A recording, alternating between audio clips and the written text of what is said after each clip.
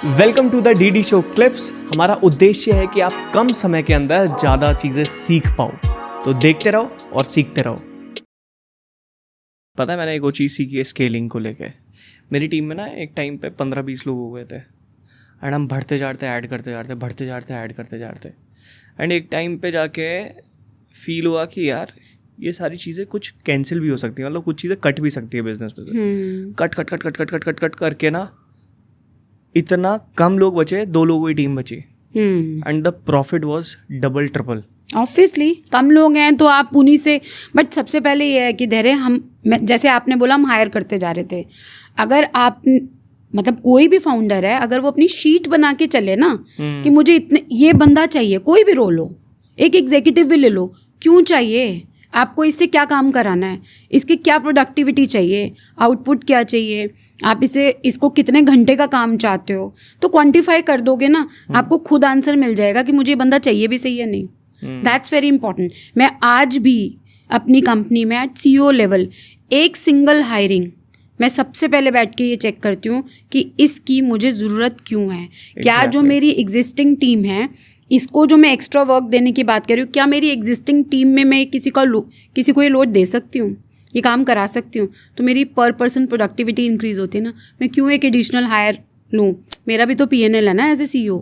तो ये अगर आप कॉस्ट, हम पैसा बचा नहीं रहे, प्लीज़ अंडरस्टैंड, मैं पैसा बचाने की बात नहीं कर रही हूँ, हमें पैसा लगाना है, सही जगह लगाना है। हमें क्वांटिफाई करना है कि हर रिसोर्स की, हर एक टीम मेंबर की, किसी भी डिपार्टमेंट ज़रूरत है भी सही या नहीं तो आप अपनी कॉस्ट ऐड ऑन करते जाओगे। तो सबसे पहले कैलकुलेट कर लो, ये भैया ये बंदा चाहिए या नहीं चाहिए। मैं कंप्लीट डेटा एक्सेल शीट पे ही काम करने वाला इंसान हूँ और मैं बहुत इरिटेट हो जाता हूँ अगर एक दिन भी मुझे लगता है ना डेटा सही तरीके से ऑर्गेनाइज नहीं है।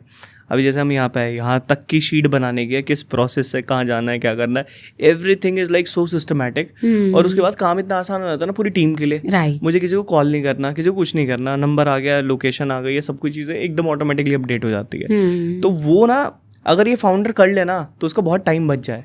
बट इसमें सबसे बड़ी बात पता है क्या है धैर्य, लोगों के पास इंटेलिजेंस नहीं है। मैं बिजनेसमैन, अभी मैं जिस लास्ट कंपनी में थी तो मैं 100 करोड़ के बिजनेस ओनर से मिलती थी। उनको ना हेरिडिटरी में बिजनेस मिले हैं, पुश्तैनी मिले हैं। उनके पास करोड़ों हैं, उन्होंने अपने स्किल्स पे कुछ काम नहीं किया हुआ। तो ये जो हम बात कर रहे हैं ना, ये हम उनकी बात कर रहे हैं जो आपके मेरे जैसे आज अपने बिजनेस बिल्ड करने की बात कर रहे हैं, राइट। 2 ही कैटेगरी के लोग होंगे, या तो वो स्टार्टअप्स होंगे। स्टार्टअप में भी अगेन उनके पास कोई बिजनेस बैकग्राउंड है या नहीं, वो बहुत इंपॉर्टेंट है।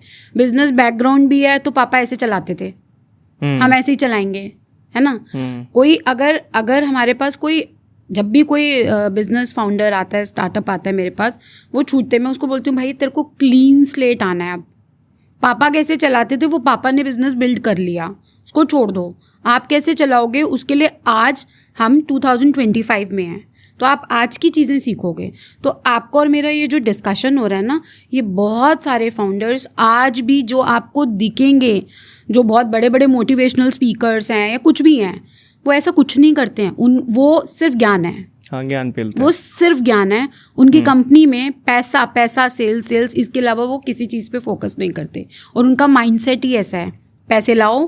पर वो ज़्यादा पैसे भी नहीं बना पाते अगर आप देखोगे, क्योंकि वो कैलकुलेशन ही नहीं करते हैं। हाँ। वो कहते हैं कि हमारे इतने नंबर ऑफ फॉलोअर्स है, हमारा ये है, मोटिवेशनल ये है, और ये इतना हमारे प्रोडक्ट का इतना बेचो, इतना निकला। सस्टेनेबल बिजनेस नहीं है ना। करेक्ट। मैंने एक कोच देखा अभी पीछे, उसने ना बहुत ज़बरदस्त हायरिंग की, तो मेरे को पता चल रहा था यार ये तो कितने सारे ट्रेनर्स उठा लिए इसने, भरे जा रहे हैं। तो मैंने अपने फ्रेंड को बोला जिनके बारे में मैंने बोला ये बड़ी जल्दी इसके यहाँ पे एट्रिशन होने वाला है। तो पता चला कि भैया इतने महंगे महंगे लोग बुलाए, उनका करियर पूरा होता है। भाई हम जैसे लोगों का तो करियर है, when we come in a company, हम बहुत लॉन्ग टर्म सोच के आते हैं।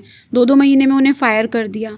सो द पॉइंट इज़ कि जितने भी फाउंडर्स हैं ना, ये उस मनी गेम में है, स्पेशली मोटिवेशन के अंदर। मैं अगेंस्ट नहीं हूँ, मैंने ऐसे बहुत सारे कोचेस देखे हैं जो एक्चुअली, जो वीडियोस में मैं देखती हूँ ना, उनकी वीडियोस सिर्फ कंटेंट है, इम्प्लीमेंटेशन पे वो ज़ीरो है।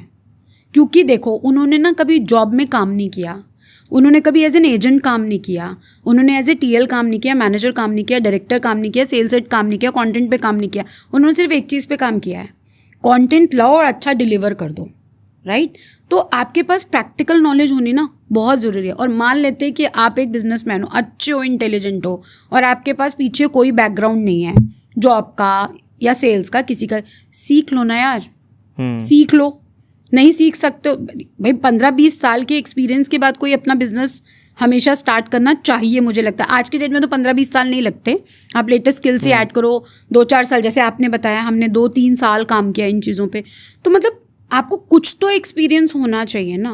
बट मोटिवेशनल स्पीकर्स या जितने भी फाउंडर्स मैं देख रही हूँ, वो सिर्फ और सिर्फ कंटेंट दे रहे हैं मार्केट के अंदर। उनकी अपनी टीम के अंदर इतना डिससेटिस्फैक्शन है है इतना डिससेटिस्फैक्शन ना, आप किसी एक का इंटरव्यू ले लेना, वो आपको बताएंगे कि कंपनी के अंदर जो चीज़ें चलती है, कंपनी के 2 फेजेस होते हैं, एक जो फाउंडर अपनी तरीके से सोचता है, एक जो अपनी टीम सोचती है जिस तरीके से, तो वो चीज़ मैं बहुत अच्छे से समझता हूँ। बट एम्प्लॉयज़ तो ये देखते हैं ना कि अब जब हम आपके फ्रेमवर्क्स लोगों को करा रहे हैं, if I am in your company और मैं लोगों को वो फ्रेमवर्क्स करा रही हूँ, डीलो बनाओ या आप अपने बिजनेस को कैसे मैनेज करो, तो जब हम मीटिंग्स में जाते हैं और हमें दिखता है कि यहाँ कोई डीलो ही नहीं है, तो वहाँ पे डिज़ास्टर होता है, वहाँ पे एम्प्लॉय सेटिस्फेक्शन की बैंड बज जाती है।